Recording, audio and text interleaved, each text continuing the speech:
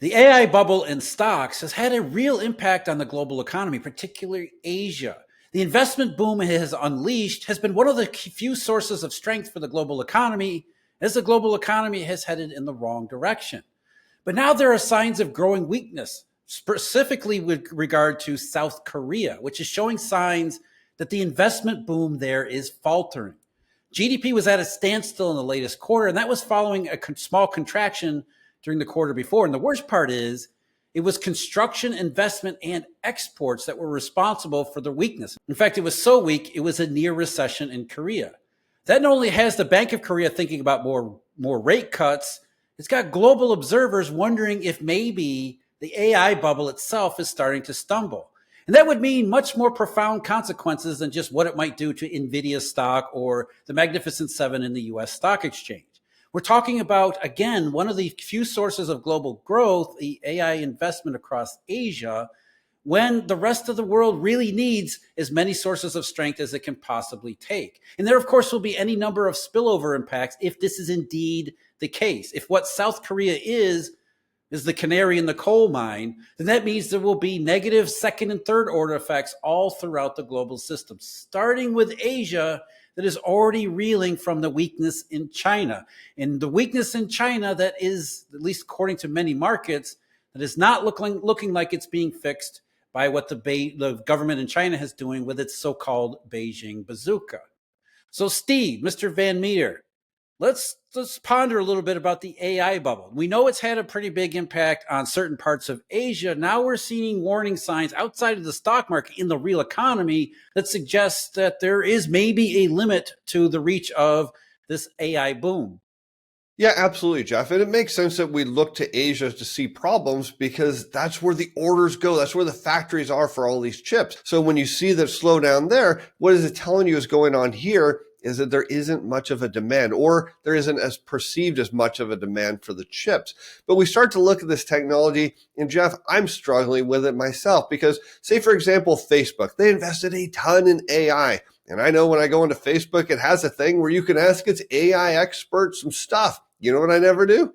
Ask it anything. In fact, when I go to the search engines and turn on to Google and I search for something, it has an AI bubble that pops up now and says, here's your AI thing.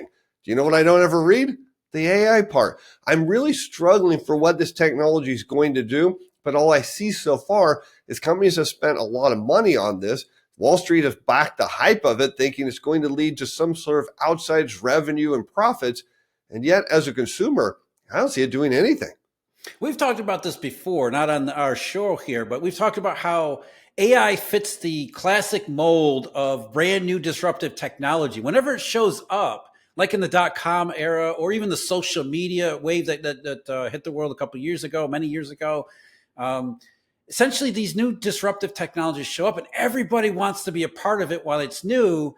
And everybody just kind of hopes that someone will figure out a way to make it useful, and then not just make it useful, then make it into a packageable product that people can make money off of. That seems to be where we are in AI. People are throwing massive amounts of investments, not just stock market capital, but actual investments in these places, building productive facilities, almost hoping that while they're doing this, that someone somewhere will figure out some way to use this AI and make it into a profitable product. When we both know that's probably going to happen at some point, but it's not going to be this year or next year or the year after. That's something that's way down the road. And so if the AI bubble and boom and this entire wave works out the way it does in past waves, then we see this huge run up, and then there's this decline before it finally settles into a more efficient and productive trend that leads to longer run success. So if we're in that stage where, I mean, how long have we been talking about AI in the stock market and in the real economy? It's been a while already. Now the shine is starting to come off of it. There are real world consequences to all that. Yeah, absolutely, Jeff, because there is a point where Wall Street says spend billions and tens of billions of dollars on AI, and we're excited about how you're going to make so much money. And what did we hear from Facebook recently? They said, hey, our income, our revenues offset a lot of our spend on AI. And that's interesting because what we're going to start to see is companies have to justify the amount of money they're spending. And then what's going to happen is say, hey, if you're not generating revenue off this investment, or we don't see a path to it, you're going to get hammered by it. That's the risk that's probably coming. I wouldn't say obviously this quarter, but it's possible when we get fourth quarter earnings or even first quarter next year that Wall Street's going to really start scrutinizing this investment and saying, look, you all spent a lot of money. We need to see some return on it. It's really not there because as far as I look around, so many companies are just racing to put AI into their earnings. And yet when I ask people, do you know what it does? Everyone's like, no, I have no clue either. But hey, it might sell new iPhones. Just remember, it's the new AI edition. You might get some sales off that. Yeah, it's more of a branding thing than anything right now, which is another indication of where we're going. And to be clear, what Steve was just saying, that's kind of what we're seeing. We're not seeing that things are falling off right now. It's as if companies are being asked to justify their expenses. Okay, you see this brand new future that's AI intensive, and there's going to lead to all sorts of fabulous things down the road. But let's start connecting some dots. Let's see some concrete steps where we can put that brand new future into some sort of recognizable format that we can see a clear path toward it. And I think a lot of companies are struggling to do so. And that's why you're starting to see investors and management teams start to say, okay, let's pull back a little bit here because we don't really necessarily have a clear path forward. And so what South Korea is really reporting is that maybe some of these, AI bubble intensive industries are doing that in their initial stages of reevaluation, where they're okay. We're not necessarily pessimistic on it, or we haven't changed our mind, but we're going to pull back on building new stuff because we're not really sure we have a use for the stuff that we've already built. And that's just the first step in the process, because then as they start to pull back on their new facilities, that leads to, as Steve always points out, falling orders for a whole bunch of other stuff. And then it's almost like a reverse bullwhip effect, but within an industry and technology. But as we keep saying, the AI bubble, especially for Asia, has been one of the few and legitimate sources of strength with an otherwise economy that's gone in the wrong direction. Yeah, Jeff, and it makes perfect sense because these tech companies, well, they manufacture money. I mean, they just have so much of it. They come out with a new device or new product, and next thing you know, billions of dollars are rolling in. So they can afford to inject lots of money into the economy. But we look at a Dutch company, ASML, they build these high-end, the most extreme machines for building chips, state-of-the-art machines. What are they saying? New orders for their equipment literally just plunged, not a little bit, but like right off a cliff. And that's just a big indicator. It's almost as if companies that aren't sure what to do with AI are buying the chips so they can say in their earnings report, hey, we bought the latest NVIDIA chip. In fact, we bought a bunch of them so we can do some cool AI stuff. And then they get in and their tech people are like, what do you want us to do with these things? Yeah, I mean, that's South Korea, ASML, it's starting to pile up. It's not just one or another. We're beginning more and more indications that the euphoria, the initial stage is beginning to wear off. And now people are taking a second, harder look at where things really stand and not really liking what they're seeing. And also with South Korea, it's not just about AI either. We're also seeing weakness in exports of automobiles, which is another huge sore spot for the global economy. We've heard from automakers all over the map, from the United States to especially Europe. The European car business is in real deep trouble. And now South Korea is saying we're seeing the same kind of weakness, especially with our major trade partners in China as well as other places around Asia. And it's not necessarily the impact of the AI bubbles waning. It's just a reminder that the rest of the global economy outside of AI doesn't look anything like AI. So if you take away AI and that investment boom, as we're seeing in South Korea, it really starts to make the rest of the global economy even more questionable and uncertain than it was just a couple of days ago. Yeah, that's right, Jeff, because some people say, well, that's not really a big deal, so they're not selling as many cars. But you have to think about the entire supply chain.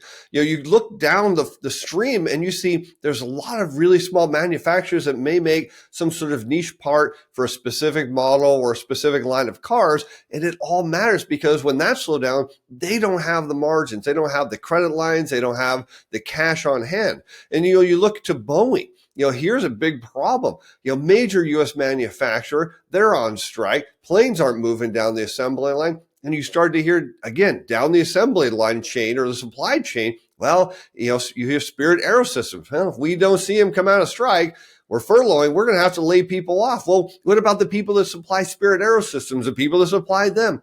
Eventually what happens is the snowball starts to pick up a little steam here. And next thing you know, what sounds like, well, just a few hundred jobs lost here, just a few hundred jobs lost there. What people don't realize is these factory workers in their cities, they usually make an above average income compared to the services sector, and they spend it. And next thing you know, what do you start hearing what we're seeing right now? Restaurants saying, man, foot traffic's down and sales are down and tips are down and everyone's starting to worry. It starts slow at first, but it looks to me like it's picking up speed here.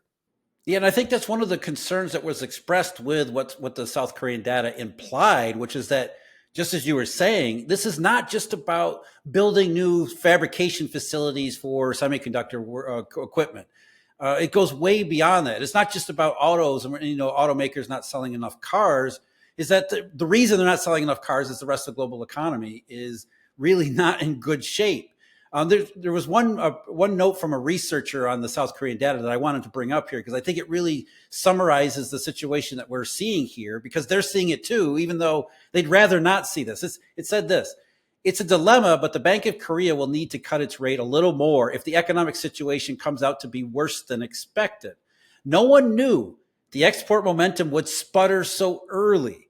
That's a questionable statement there. But with uncertainties rising over the U.S. economy and war risks intensifying in the Mideast, they are unlikely to meet expectations. We're talking about the general economy. So even most researchers are saying, wait a minute here, there's already a lot of weakness. And now you're talking about the AI boom that was supposed to go on for years and years and years. Now we're already seeing signs of setbacks. We mentioned ASML as well as what we're seeing in South Korea. There are others beside them. So it's not like the AI bubble is bursting right now, but all of the signs are starting to line up that at the very least, we're in the rising to the top and slowing down before going over. And it's at a particularly inconvenient, inopportune moment. Oh, Jeff, it couldn't be at a more inconvenient time, because the idea that, central bankers, they would love to probably have some rate cuts in play here before this happened, so they could at least say, hey, we were doing our part. Now, you and I know the rate cuts aren't going to make any difference, but that doesn't matter because people think they do. And that's the perception that really does matter here. But the reality is a company like Volkswagen, who's talking about shutting an entire factory down in Germany because they don't have demand. If the ECB says, hey, we're going to cut another 50 basis points, do you think the executives at Volkswagen say, oh, 50 basis points? Well, never mind. Turn the factory back on. Let's crank out some cars because demand's coming back. And we know that's not true. And we know that's exactly why you tend to see, when the Fed's cutting rates, new orders across manufacturers, they don't go up, they go down. And that's a challenge here, because it all comes back into the end of the day, which it always does, to consumers. And the problem is, as you know, their savings rates are low, their income growth is slowing, the labor market's starting to get soft, hours worked are getting cut, and debt levels are too high. Consumers, no matter in the U.S. or all over the world, they're facing the same issues here. And the reality is, this thing isn't going to turn around. As we always say, the rate cuts are not a solution to the weakness, they're a response to it. So the ECB is cutting rates as the auto market goes even further into the toilet, because they're seeing the same thing. They're seeing the same things that auto owners are. And the counter argument that you hear is that the rate cuts are not for Volkswagen. The rate cuts are to help Volkswagen's customers. But that's where you always come in with your story, Steve, is that, okay, if that's the case, then what's wrong with Volkswagen's customers that's going to be fixed by a lower interest rate? You could say that the higher rates are the reason why auto sales are as low as they are, but that's not what the data actually shows. Even before we got to high rates, auto sales lagged behind and never actually recovered from the pandemic. And now what's really bothering, or what's really hindering demand for automobiles and other goods around the economy, as well as services too, it's really about, as you just said, incomes and jobs. Rate cuts are not going to fix income and job, because nobody buys a car, especially an expensive one, if you're worried about getting enough income, if you're worried about whether or not you're going to have a raise, if you're worried about your employer trimming your hours, or in the worst case, implementing a return to office policy, making you quit your job, or basically telling you we don't want you anymore and we're trying to get you to move out the door. That's the last thing that they're going to want to do, is to go out and buy a car. So when the Bank of Korea says, okay, we just cut rates this month and we might actually accelerate our rate cutting schedule because we weren't prepared for the AI bubble to slow down in the way it seems to be, it's not that that's going to fix the AI problem or the AI issue. It's a response to it. So every time you see a central banker cut, it's okay, another acknowledgement that the situation is going in the wrong direction. And now we have this other thing to worry about too. Right, because if the Bank of Korea cuts rates, is in turn someone in the U.S., say Facebook, and be like, hey, the Bank of Korea cut rates. Let's order some more chips because they cut rates. That's not how it works at all. But yet people think, well, the central bankers are cutting rates. It's going to stimulate demand. No, what stimulates demand is consumers wanting goods and services. And more importantly, Jeff, as you just said, having the money to do it and the confidence. Because, if I'm going to go out and buy an expensive car and rates get cut, maybe I was going to wait a few months, but hey, all of a sudden rates get cut and I was going to buy it anyway. So maybe it pulls some demand forward. But if I don't have the income to buy it, it doesn't matter what a rate cut does. Or if I go to work and find out, hey, they just fired 5 people and they're about to cut hours, well, there's no way I'm going to go buy a car.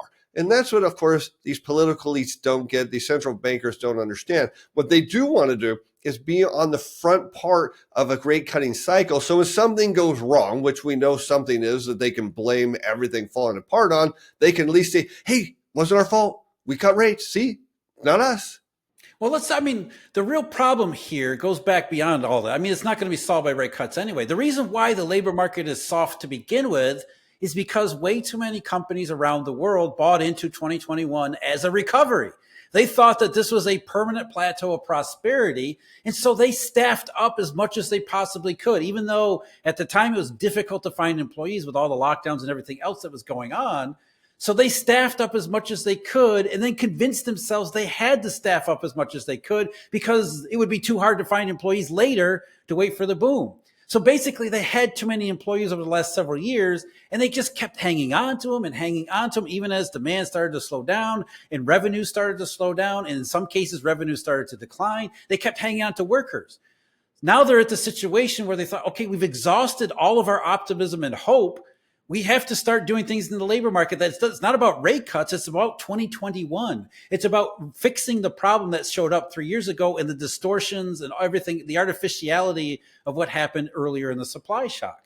So this is, in many ways, it's inevitable. This thing has to work itself out. The problem is the way it has to work out is in this direction where we see weakness spreading all across the economy. And that's what central bank rate cuts are really telling us, is they're seeing it too.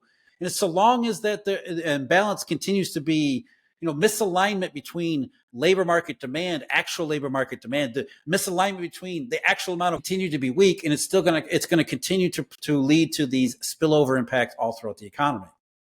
Yeah, and then the idea that, okay, once you're going to free up spending, that companies are just, executives are sitting there going, God, as soon as we know who's in the White House, let's write some checks. That consumers are just sitting on their credit card saying, hey, you know what? I don't want to go and spend because I just don't know who's going to be in office. That's ridiculous. But that's what we're seeing now in the news. It's kind of interesting. I saw it today, Jeff, an article that said that there's, of course, election uncertainty, but we know that's going to be over here pretty soon. And they said, but what if the issue is with demand? And that's the point that we've been making. It's not about the election. What if? Oh my, yeah. What if? What if, right? All of a sudden, if the election is over and nothing changes, what is the narrative going to be? Oh, we're headed into a recession. Yes, that's what we've been saying all along.